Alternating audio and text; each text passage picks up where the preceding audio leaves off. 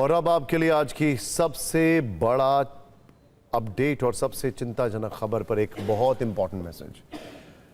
बच्चों की जान लेने वाले कातिल कफ सिरप की हम बात कर रहे हैं। कफ सिरप से बच्चों की मौत के मामले में हम आपको लगातार खबरों और खुलासों की एक सीरीज दिखा रहे हैं, लेकिन आज हम आपको कातिल कफ सिरप से जुड़ा एक ऐसा नंबर दिखाने जा रहे हैं जो भयभीत करने वाला है, जिसके बाद आप बच्चों को कफ सिरप देने से पहले सोचेंगे जरूर। आंकड़ों के अनुसार भारत में बने कफ सिरप से पिछले 6 वर्षों में दुनिया भर में 300 बच्चों की मौत हो चुकी है। यानी पिछले कई वर्षों में कफ सिरप से मौत का यह सिलसिला लगातार जारी है।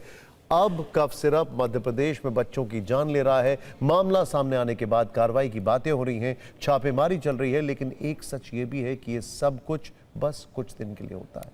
जब मामला शांत हो जाता है तो सिस्टम फिर से शांति से बैठकर नए हादसे का इंतजार करता है। सिस्टम की लापरवाही वाले कैलेंडर को देखें तो वर्ष 2019 और 20 में cold best PC cough syrup की वजह से जम्मू कश्मीर में 12 बच्चों की मौत हुई। भारत में अभी का मामला देखें तो मध्य प्रदेश में 20 बच्चों की जान जा चुकी है। वर्ष 2022 में भारत में बनी कफ सिरप से अफ्रीकी देश गैम्बिया में 66 बच्चों की मौत हुई। वर्ष 2022 में ही इंडोनेशिया में 200 बच्चे और वर्ष 2022 और 23 में उज्बेकिस्तान में केमिकल वाले कफ सिरप से 20 बच्चों की मौत हुई थी।